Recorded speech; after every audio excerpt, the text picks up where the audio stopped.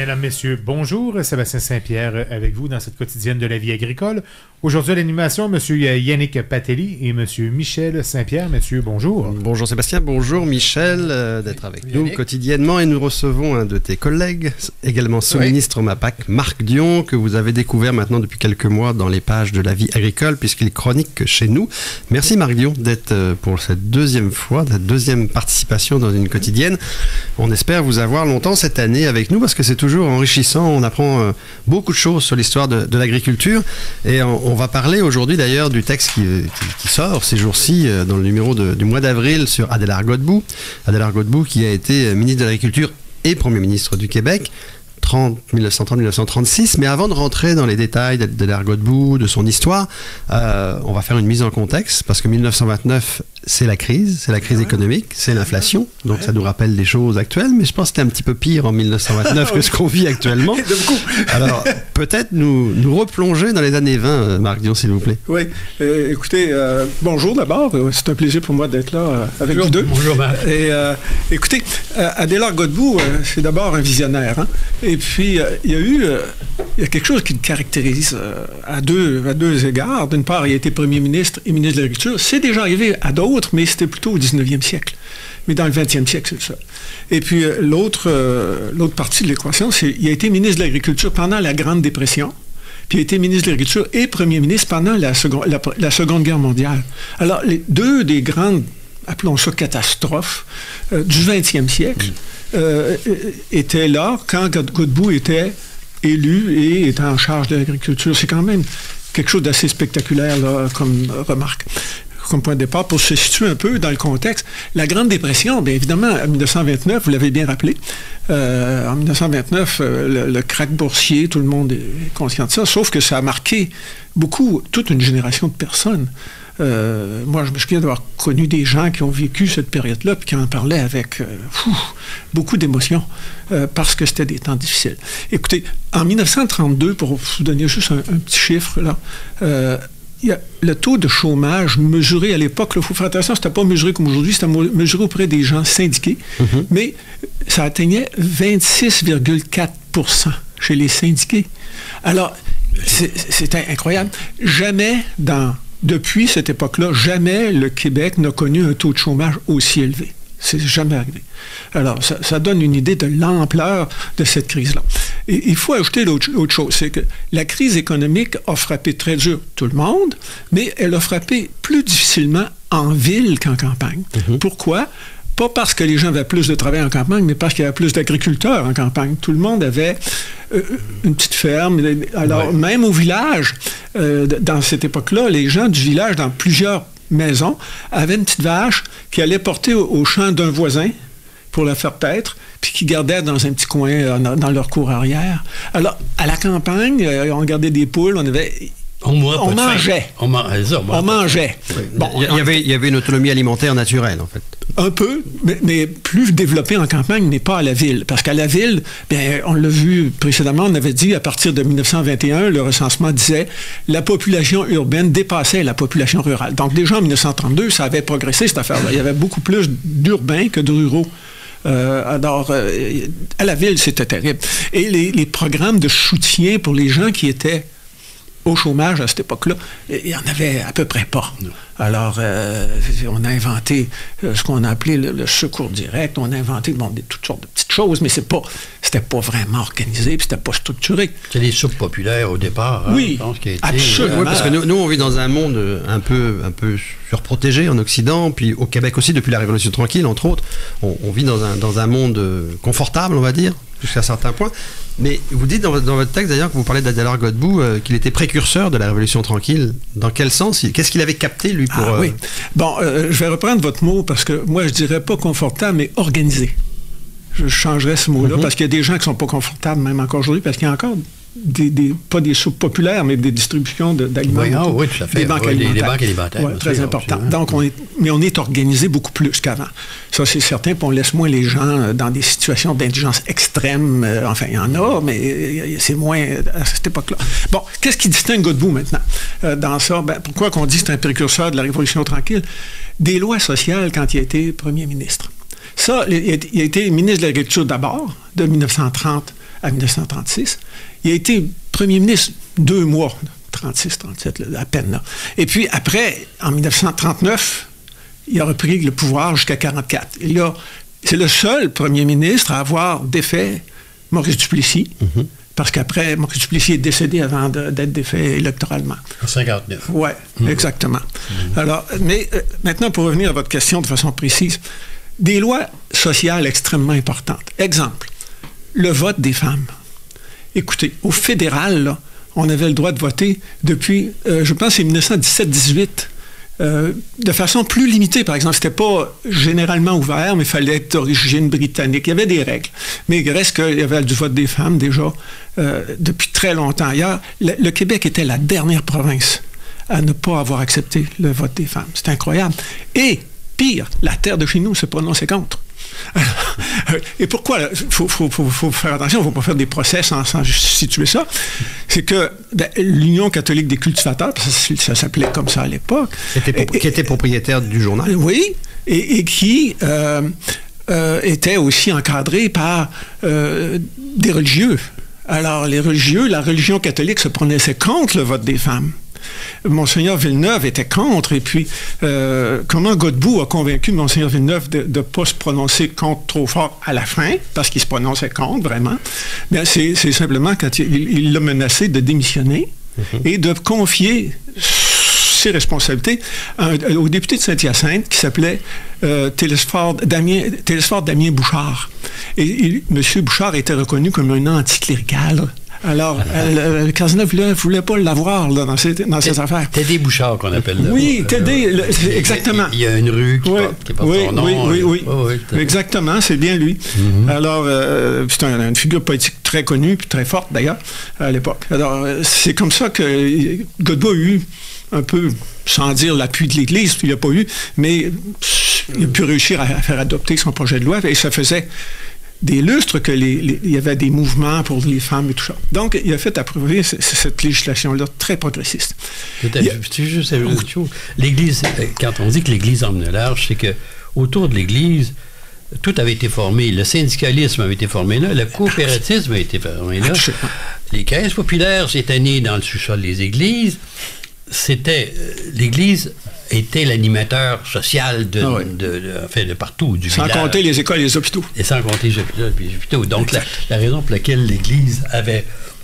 Quand l'Église pensait quelque chose, généralement, ça passait comme ça. Oui. Deuxièmement, les lois du travail.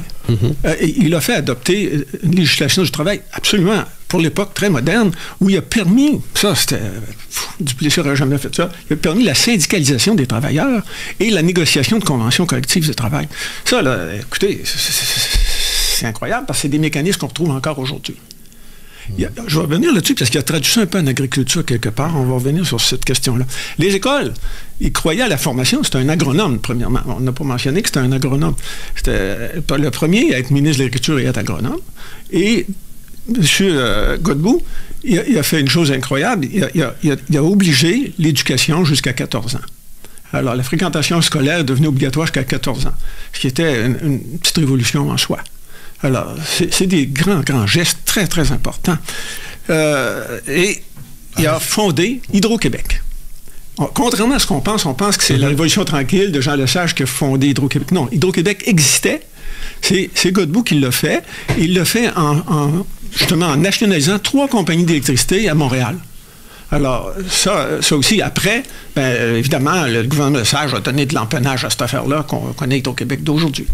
Et l'autre chose que je dois ajouter sur la question de l'électricité, c'est que l'électrification rurale, on l'attribue à Duplessis avec raison. Mais Godbout avait adopté une loi sur l'électrification rurale. Il a perdu le pouvoir tout de suite après. Et donc, il n'a pas pu donner suite. Il avait débloqué 10 millions, il avait fait des gestes, puis il voulait confier ça à Hydro-Québec. Pour les secteurs, parce que l'électrification rurale, c'était pas n'importe quoi, c'était pour les secteurs qui n'avaient pas une population suffisante pour justifier l'investissement public que ça demandait pour installer les infrastructures électriques nécessaires. Et au XXe siècle, donc c'est le seul qui a été à la fois ministre de l'Agriculture et Premier ministre. Oui. Qu'est-ce que ça apporte de plus à une société finalement que finalement le Premier ministre prenne la charge de l'agriculture? Est-ce que ça donne plus de lumière à l'agriculture? Est-ce que ça donne plus de réalisation? Écoutez, je pense qu'il a été premier ministre et ministre de l'Agriculture au moment où il y a eu la guerre. Il faut faire attention. Donc, il y a l'effort de guerre, puis tout le virage de l'industrie. Cependant, ça lui a permis de prendre un certain nombre de décisions qui étaient aussi liées à la guerre et à l'agriculture. Par exemple, développer la culture du lin pour fabriquer des vêtements de soldats. Ça paraît curieux pour nous aujourd'hui, mais à cette époque-là, c'était terriblement important parce qu'il fallait qu'on fournisse des intrants pour faire la guerre. Le développement de marchés en Angleterre pour alimenter justement l'effort de guerre en Europe. Alors, la vente de porc, la vente de beurre, la vente de fromage en Europe, il a travaillé très fort pour essayer d'arriver à faire des débouchés là-bas. Il a une vision économique extraordinaire. Assez large. Oui. Il était en avant de son temps. Je pense que on ne peut pas se cacher de cela. C'est un homme qui était nettement en avant de son temps parce que, il avait étudié aux États-Unis. Ça, c'était pas commun non plus. C'était un agronome. Il avait enseigné à l'Apocatière. Il était enseignant à l'Apocatière. Il avait étudié à l'Apocatière, mais il avait complété ses études aux États-Unis.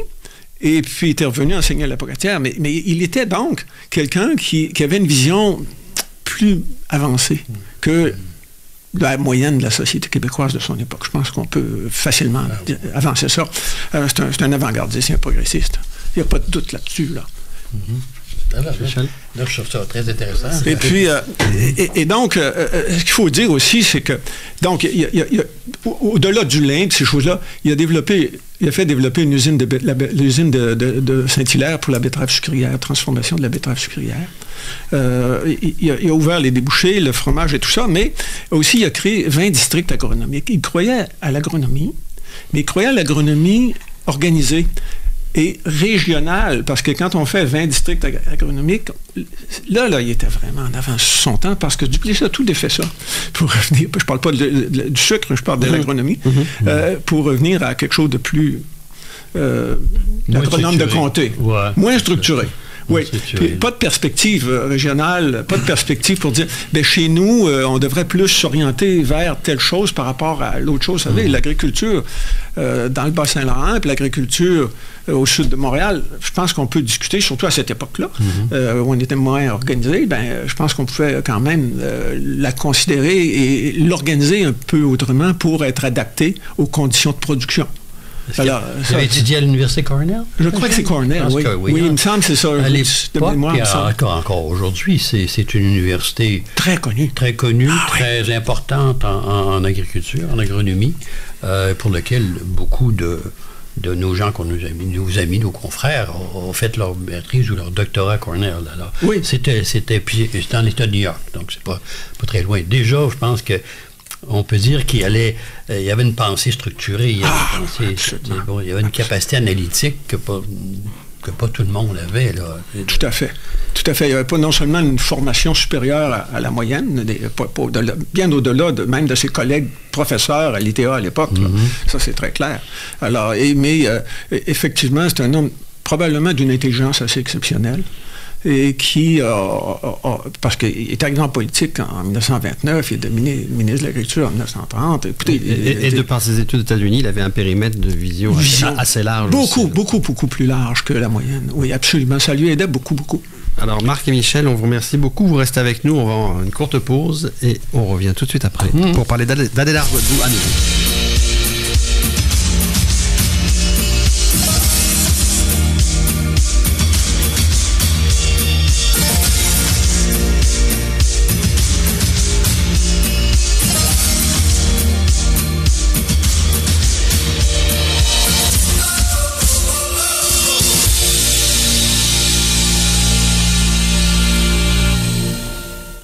Soyez bien équipés pour mieux travailler avec le M7 de Kubota.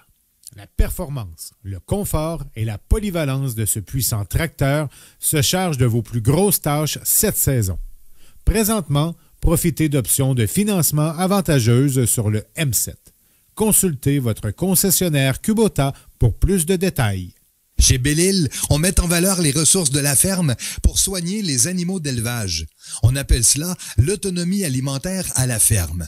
Nourrir l'autosuffisance. Voilà comment nos conseillers vous aident chaque jour. Belle-Île Solutions Nutrition. On nourrit ce que vous mangez. L'encanteur René Hood peut vous aider grandement à obtenir le juste prix, que ce soit pour un troupeau de vaches laitières et ou pour la marchandise de ferme à vendre. Le travail d'une vie vaut la peine d'être confié à une équipe de professionnels. L'encanteur René Hood et son équipe de professionnels pour obtenir le bon prix dans un encan. Visitez encanhood.com. La vie agricole, ce n'est plus seulement un journal et ses 100 000 lecteurs. Découvrez aussi nos plateformes web sur www.lvatv.ca et écoutez nos podcasts dans 13 radios FM à travers le Québec et l'Ontario francophone. Une portée de plus de 1,5 million d'auditeurs. La vie agricole, par son émission La Quotidienne, se répand partout en région pour parler des vrais enjeux du Québec.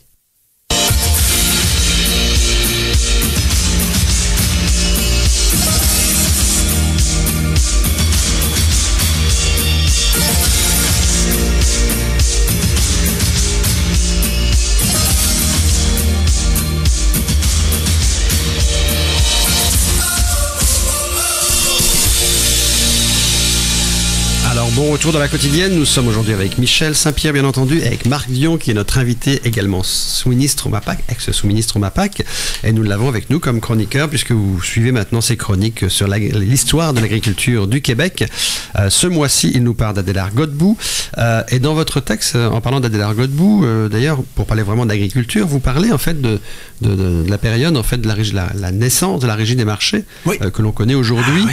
Et dans votre texte, j'ai lu que vous disiez en fait que beaucoup de gens réfèrent ça aux années 50, oui, en disant ça a été créé là par Laurent Barré. Oui. Mais finalement, vous dites non, ça existait bien avant parce que dès 1934, oui, Adélard Godbout avait déjà mis les bases de tout ça. Expliquez-nous. Oui. Il y avait une grande difficulté à l'époque, c'était le lait nature. Le lait, premièrement, c'était pas comme aujourd'hui. Aujourd'hui, le lait est unifié. Un producteur laitier vend son lait, puis bon, tout le monde est dans les mêmes conditions. Mais à l'époque, on distinguait clairement la vente du lait pour la consommation, le lait frais, du lait pour la transformation. C'était deux mondes. Et il y avait deux sortes de réglementations, d'ailleurs, qui s'appliquaient à cela. Et les entreprises laitières qui faisaient du lait nature, avaient une sorte d'obligation aussi de produire du lait en hiver, de fournir des marchés toute l'année. Ce que les producteurs de lait de transformation n'avaient pas. D'ailleurs, l'hiver, le lait de transformation, ça ne fonctionnait à peu près pas. Et donc, c'était deux mondes. Et les conditions aussi de conservation du lait à la ferme, puis de salubrité de l'entreprise, etc., c'était vraiment très, très différent. Et les marchés laitiers étaient difficiles. On a parlé de la crise économique, ça n'aidait pas, évidemment. Mais il y avait quand même des tensions entre les acheteurs puis les vendeurs, les agriculteurs. Et Godbout a donc fait une loi qui a créé, si on veut, l'origine elle-même de ce qu'on connaît de la Régie des marchés agricoles aujourd'hui, mais ça s'est appliqué seulement dans le secteur du lait nature. Il faut faire cette distinction-là, elle est très importante. Mais sauf qu'il a permis que les producteurs se regroupent pour vendre ensemble leur lait à un groupe de transformateurs dans des conditions prédéfinies. Et donc, il a créé une commission qui était chargée de gérer ces questions-là, autrement dit, d'auditionner les personnes, puis de s'assurer que les personnes essaient de s'entendre, ou sinon d'arbitrer les litiges. Comme le fait un peu. Les règles ont changé, la loi a changé, ça a évolué. Mais l'origine de notre Régie des marchés agricoles aujourd'hui, c'est Godbout qui l'a créé, et ça va faire 90 ans l'an prochain. Mm-hmm. Alors, on a souvent attribué ça à M. Barré parce que M. Barré a fait aussi une loi là-dessus pour permettre d'ouvrir à d'autres secteurs. Et encore là, c'était une ouverture minimaliste encore. C'était pas la grande ouverture. Ça a été beaucoup plus tard, sous Jean Lesage, que là, il y a eu des changements de législation, puis des lois sur la mise en marché des produits agricoles, là, pour la Régie des marchés agricoles. Il y en a beaucoup qui ont été amendés avec les années. Donc, oui, mais l'origine, vraiment, elle est là. Alors, c'est une erreur quand on pense que l'origine de la Régie des marchés agricoles était dans les années 50, sous Laurent Barré.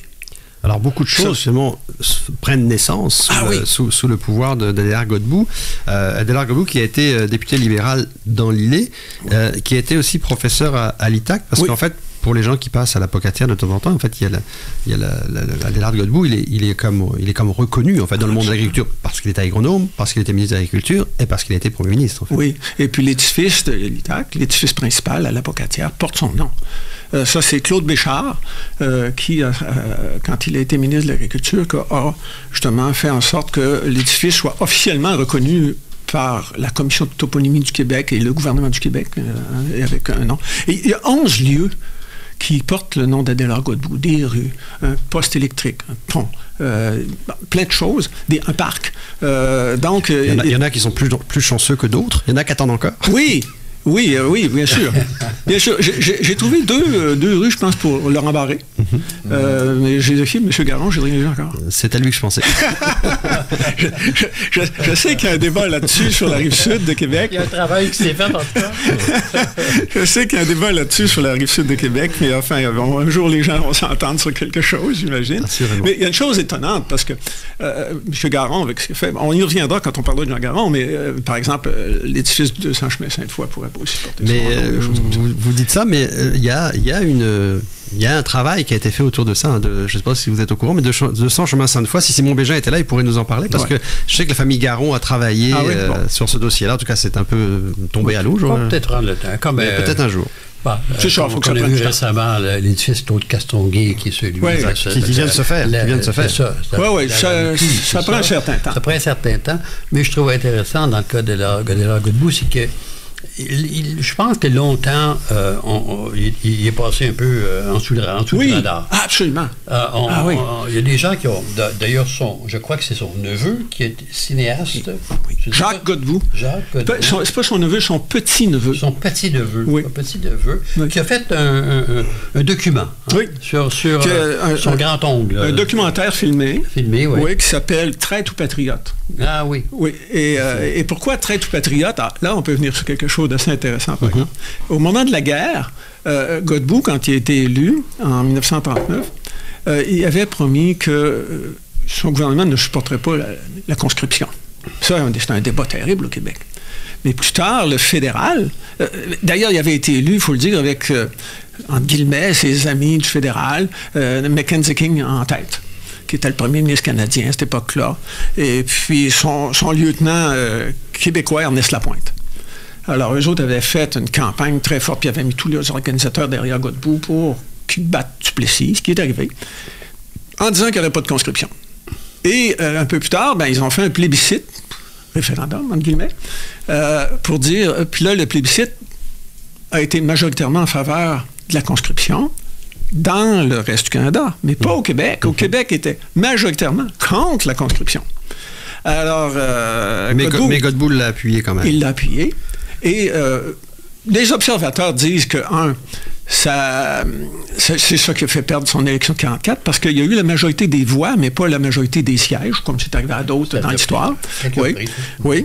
Mais les gens disent que c'est ça qui a fait qu'il a perdu ses élections. Je prêt à le croire. Et je pense qu'il a supporté l'effort de guerre. Dans son film, Jacques Godbout, ce qu'il en dit, c'est pour ça qu'il parle de traître ou patriote, parce qu'il dit, est-ce qu'il a été un traître parce qu'il a appuyé la Constitution, ou si c'était un patriote parce qu'il voulait défendre les valeurs occidentales?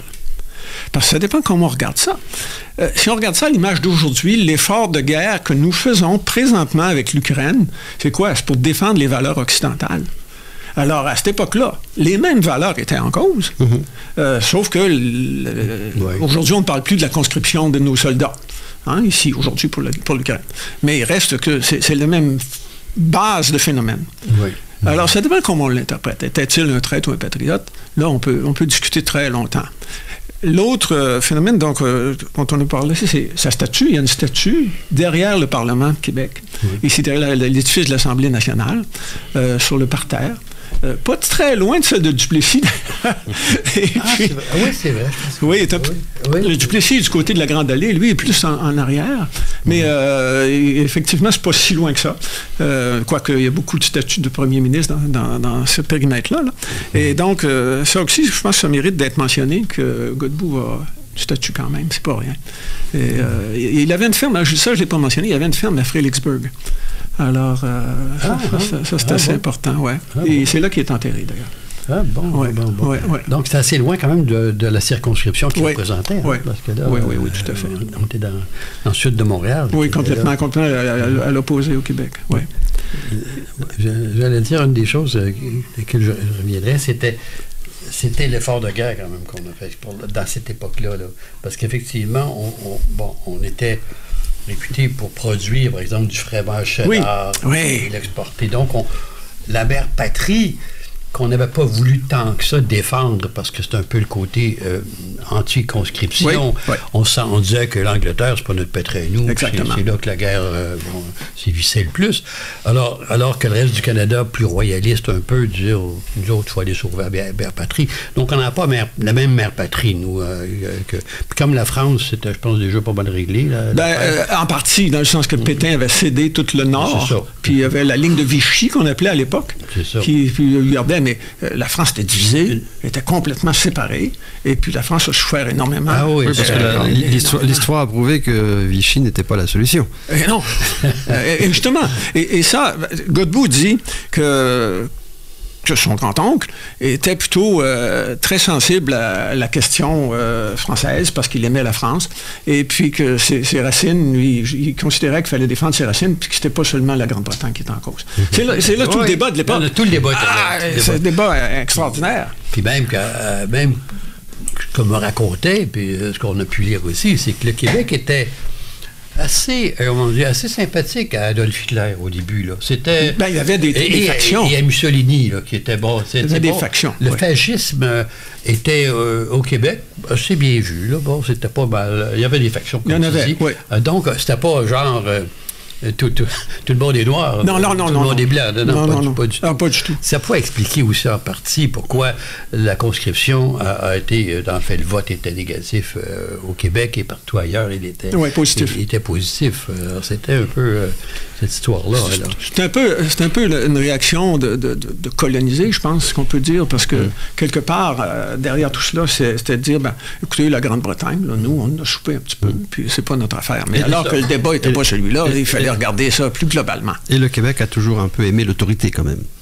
Oui. Le Québec a toujours un peu aimé l'autorité quand même. Mais quand on regarde un petit peu les gens qui ont dirigé le Québec, il y a quand même toujours un petit peu d'autorité derrière. L'autorité de l'Église à cette époque-là, l'autorité qui s'est transférée de Duplessis. On cherche des leaders forts. Effectivement, Duplessis est un bel exemple de l'autorité. Avec les avantages et inconvénients qu'il y a là-dedans. Exactement. Écoutez, c'est toujours un plaisir de vous lire, Marc Dion, parce que c'est vraiment vivant, vos textes. Je vous invite vraiment tout le monde à lire dans la vie agricole les textes de Marc Dion, très vivants, vous voyez, puis les chroniques le sont encore plus. Merci beaucoup de venir nous voir régulièrement comme ça. On va continuer à vous recevoir. Bonne journée à tous. Merci beaucoup. Merci, Marc. Bonne journée tout le monde.